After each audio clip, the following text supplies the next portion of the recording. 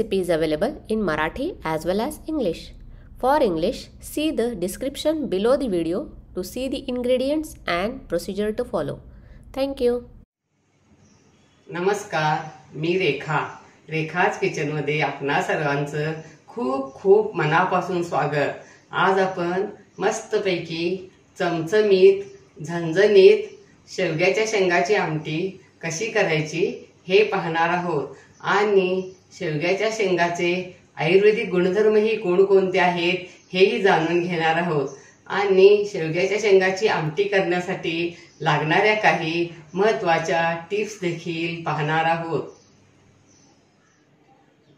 चला तर आपण आता शेवग्याच्या शेंगाचे आयुर्वेदिक गुणधर्म कोणकोणते आहेत हे जाणून घेऊया.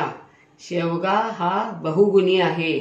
शेवग्याच्या शेंगाचे सूप केले जाते, तसेच भाजी, आमटी आणि सांबार मध्ये याचा वापर केला जातो. शेवग्याच्या केवळ शेंगाच नव्हे तर शेवग्याची पाने, शेवग्याची फुले, शेवग्याच्या बिया, त्याची साल आणि या शेवग्याची मुळे देखील आयुर्वेदिक औषधी तत्वांनी भरपूर आहेत. शेवग्यामध्ये vitamin A, vitamin B, B12, vitamin C, vitamin D, vitamin E, iron, calcium, potassium, proteins, phosphorus, magnesium भरपूर प्रमाणात आहे. शेवग्याच्या शेंगाची भाजी पोटातील कृमी होऊ नयेत व झालेले नष्ट व्हावेत यासाठी खावी. शेवग्याच्या शेंगाचे सूप देखील पिणे फायद्याचे असते. रक्त शुद्धी करण्यासाठी शेवग्याच्या शेंगा उपयुक्त आहेत. शेवग्याच्या शेंगा खाल्ल्याने BP नियंत्रणात राहते. पोटाचे विकार, मूत्राशयाचे विकार व मासिक पाळीचे विकार यावर शेवगा गुणकारी ठरतो.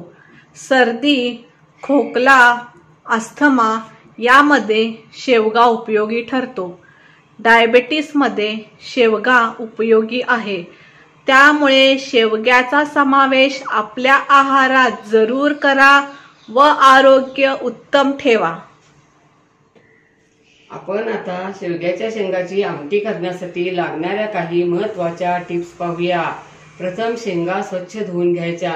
त्याचा शेंड्याकडचा आणि देठाकडचा भाग कापून टाकायचा.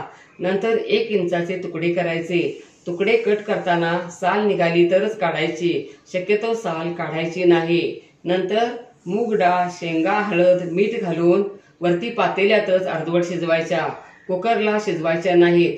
कुकरला शिजवून घेतले तर शक्यतो शेंगा फुटायची शक्यता असते. मीठ, हळद घालून शेंगा शिजवून घेतल्या तर मीठ शेंगामध्ये मुरते आणि शेंगा चवीला टेस्टी आणि रुचकर लागतात. मूग डाळीऐवजी तुम्हाला तूर डाळ किंवा हरभरा डाळ आवडत असली तर घातली तरी चालेल.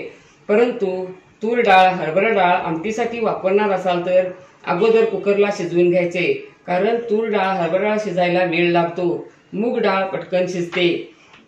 झणझणीत आवडत असेल तर आणखीन थोडे तिखट घातले तरी चालेल. कांदा लसूण तिखट नसेल आणि मिरची पूड घालणार असाल तर 1 टीस्पून गरम मसाला किंवा गोडा मसाला वापरायचा. पातळ किंवा दाटसर कशी आवडते त्या प्रमाणात पाणी घालायचे. आमटी ज्वारी किंवा बाजरीची भाकरी भाताबरोबर गरमागरम खाऊ शकता. मस्तच. वाह, क्या बात है, लाजवाब. आपण आता साहित्य पाहूया. या आकाराच्या 3 शेवग्याच्या शेंगा ह्या स्वच्छ धुवून घेतल्या आहेत. पाणी, धुवून बारीक चिरलेली कोथिंबीर, चिरून घेतलेला 1 टोमॅटो, चिरून घेतलेला 1 कांदा, अर्धा कप मूग डाळ, अर्धा टीस्पून मोहरी, 1 टीस्पून जिरे, 1 टीस्पून गोडा मसाला, 4 टेबलस्पून तेल, 4 टेबलस्पून किसून घेतलेलं सुकं खोबरं, अर्धा टीस्पून हळद पूड, अर्धा टीस्पून मीठ, 1 चिंचेचा तुकडा, 1 गुळाचा खडा, 7-8 कढीपत्ता पाने, 1 तमालपत्र, 7-8 लसूण पाकळ्या, अर्धा इंच आलं हे कट करून घेतलं आहे, 1 टीस्पून कांदा लसूण तिखट, अर्धा टीस्पून हिंग पूड, चिंच गूळ तुम्हाला आवडत असेल तर घाला, परंतु चिंच गूळ घातल्यामुळे आमटी खूप टेस्टी आणि रुचकर होते।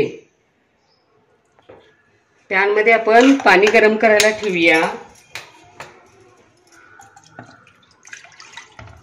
आणि पाणी गरम होईपर्यंत आपण शेंगा कट करूया।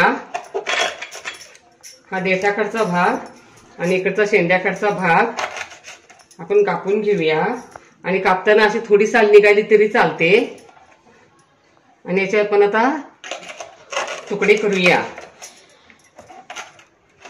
अशा पद्धतीनं सगळ्या शेंगाचे तुकडे करून घेऊया। शेंगा कट करून झाल्या आणि पाणी देखील गरम झालं आहे। यामध्ये आपण आता मीठ घालूया, आता थोडं घालूया आणि नंतर आमटी फोडणी घातल्यानंतर थोडं घालायचं आहे।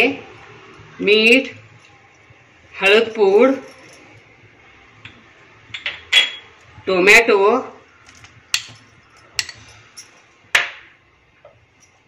मूग डाळ ही मी धुवून घेतली आहे। कधी पण डाळी धुवून घालायच्या, कारण त्याच्यावर औषध वगैरे मारलेली असतात।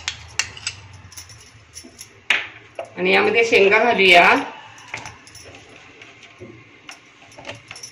आणि आपण आता मीडियम गॅसची फ्लेम ठेवून शिजवूया। शेंगा अर्धवट शिजवायच्या आहेत। शेंगा शिजेपर्यंत आपण दुसऱ्या पॅन मध्ये थोडं तेल गरम करायला ठेवूया।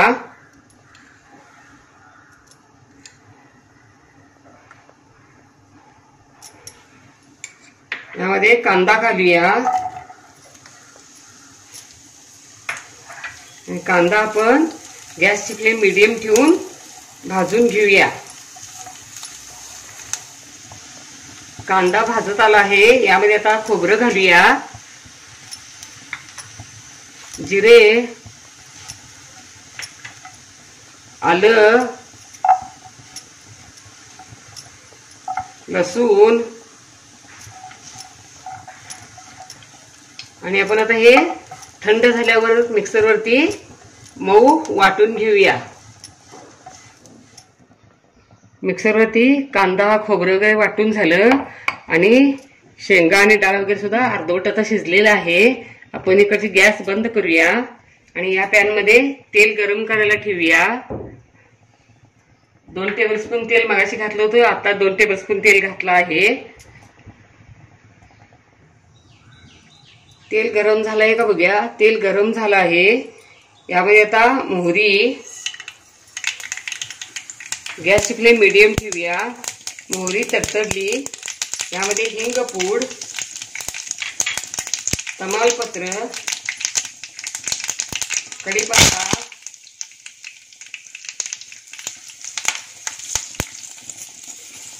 आणि वाटून घेतलेलं कांदा खोबरं वगैरे आता आपण यामध्ये घालूया। वाटताना 2 टेबलस्पून पाणी घालायचं, म्हणजे असं मऊ वाटलं जातंय। आणि 2-3 मिनिट आता हे तेलात परतूया। तेलामध्ये आता मसाला हा छानपैकी भाजला आहे बघा। मसाल्याचा ती घमघमाट उठला आहे। यामध्ये आता हळद पूड, तिखट, गोडा मसाला, मीठ, चिंच, गूळ असं एकसारखं परतत राहायचं, म्हणजे करपत नाही। आणि आता यामध्ये आपण शिजलेल्या शेंगा वगैरे घालूया।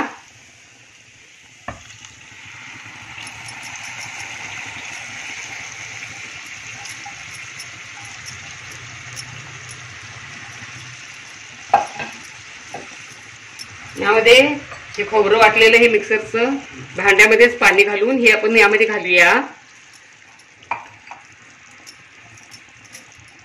कोथिंबीर घालूया आणि गॅसची फ्लेम मीडियम ठेवून हे आणखीन थोडं आपण उकळूया। 7 मिनिटे झाली बघा। आमटी किती छान उकळली आहे। आपण गॅस बंद करूया। याच्यावरती थोडी कोथिंबीर घालूया आणि आता ही शेवग्याच्या शेंगाची आमटी तयार. मस्तच. वाह, क्या बात है, लाजवाब. अशा पद्धतीने शेवग्याच्या शेंगाची आमटी तुम्ही जरूर करून बघा. तुम्हाला नक्कीच आवडेल. लाईक आणि सबस्क्राईब करा. कमेंट बॉक्समध्ये कमेंट टाका. पुन्हा असेच भेटत राहू नवीन नवीन वेगवेगळ्या आणि छान छान रेसिपी घेऊन महत्त्वाच्या टिप्ससह. धन्यवाद. मस्त खा आणि स्वस्त रहा. Don't forget to like, share, comment and subscribe. Hit the notification bell ting to get the notifications whenever we upload the new video.